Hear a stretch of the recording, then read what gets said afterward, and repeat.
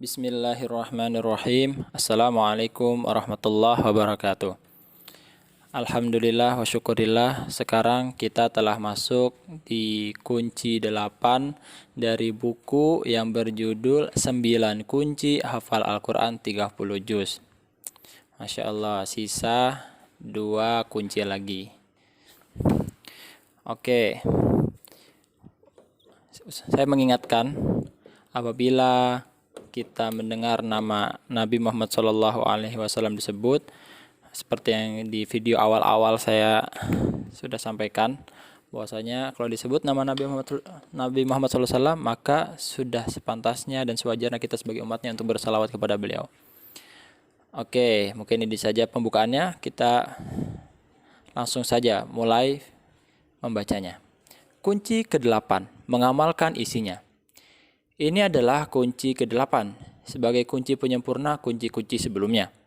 Kita semua mengetahui bahwa tujuan Al-Quran diturunkan kepada Rasulullah SAW adalah agar manusia mentadabburi ayat-ayatnya dan mengamalkan kandungannya.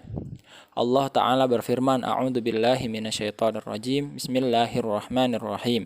Kitabun anzalnahu ilaika mubarakul liyadabbaru ayatihi waliyatadzakkara ulul albab. Yang artinya, kitab Al-Quran yang kami turunkan kepadamu penuh berkah akan mereka menghayati ayat-ayatnya dan agar orang-orang yang berakal sehat mendapat pelajaran. Quran Surat Shad ayat 29.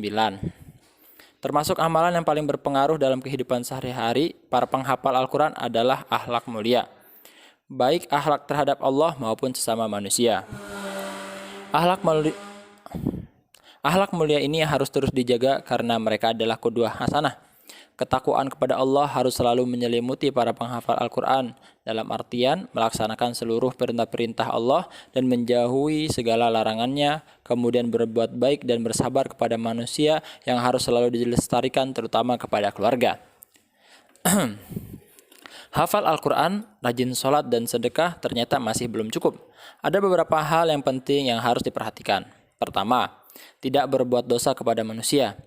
Rasulullah SAW pernah bertanya kepada para sahabat, "Tahukah kalian siapakah orang yang bangkrut itu?"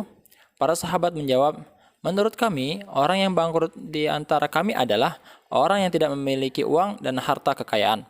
Rasulullah SAW lantas menjelaskan, Innal muflisa min ummati ya'ti yaumal qiyamah bisolatin wa siyamin wa zakatin wa ya'ti qad syatama hadha wa qadhafa hadha wa akala mala hadha wa safaka dama hadha wa daraba hadha fa yu'ta hadha min hasanatihi wa hadha min hasanatihi fa in faniyat hasanatuhu qabla an yuqda ma alaihi ukhidha min khatayahum faturihat alaihi thumma turiha finnar. Artinya, sesungguhnya umatku yang bangkrut adalah orang yang pada hari kiamat datang dengan sholat, puasa, dan zakat, akan tetapi selalu mencaci maki, menuduh, makan harta orang lain yang bukan haknya, dan menumpahkan darah serta memukul orang lain. Niscaya pahalanya ini itu diambil untuk diberikan kepada orang lain. Jika pahalanya habis, sementara tuntutan mereka banyak yang belum dipenuhi, maka sebagian dosa dari setiap orang tadi diambil dan ditimpakan kepada orang tersebut, hingga akhirnya ia dilemparkan ke neraka. Hadis riwayat Muslim nomor hadis 2581. Dalam hadis lain Rasulullah SAW bersabda, Man kanat lahu mazlamatun li akhihi min 'irdihi aw syai'in falyatahallalu minhu al-yaum qabla an la yakuna dinaron wala dirhamun in kana lahu amalun salihun ukhidha minhu biqadri mazlamatihi wa in lam takun lahu hasanatun ukhidha min sayyiati sahibihi fahumila alaih. Yang artinya, barang siapa yang pernah berbuat zalim terhadap kehormatan saudaranya atau sesuatu apapun, hendaklah dia meminta kehalalannya atau maaf pada hari ini di dunia, sebelum datang hari di mana tidak bermanfaat dinar dan dirham. Jika tidak dilakukannya, bila dia memiliki amal soleh akan diambil darinya sebanyak kezalimannya. Apabila dia tidak memiliki kebaikan lagi, maka keburukan saudaranya itu diambil lalu ditimpakan kepadanya. Hadis riwayat Bukhari nomor hadis 2409.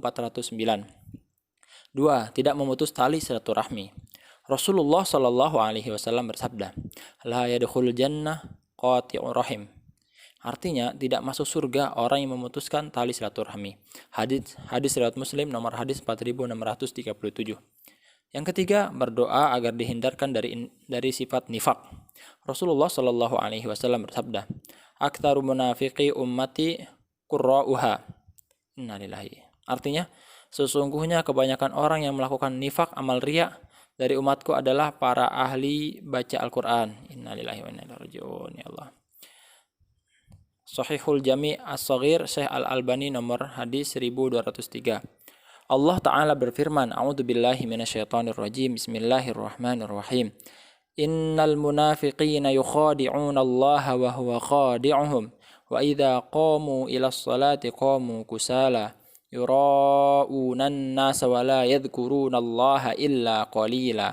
Yang artinya, sesungguhnya orang munafik itu hendak menipu Allah, tetapi Allah lah yang menipu mereka. Apabila mereka berdiri untuk sholat, mereka lakukan dengan malas. Mereka bermaksud ria, ingin dipuji di hadapan manusia. Dan mereka tidak mengingat Allah kecuali hanya sedikit sekali. Quran Surat An-Nisa ayat 142. Maka diharapkan bagi para penghafal Al-Quran tidak menjadi orang-orang yang malas. Maka diharapkan bagi para penghafal Al-Quran tidak menjadi orang-orang yang malas melaksanakan sholat sebagaimana orang-orang munafik yang disebutkan oleh Allah Ta'ala. Alhamdulillah, telah saya bacakan dan telah kita dengarkan kunci ke-8 dari 9 kunci menghafalkan Al-Quran 30 juz untuk seumur hidup. Yang mana kunci ke-8 ini mengingatkan kita agar kita selalu mengamalkan isi kandungan Al-Quran. Ya.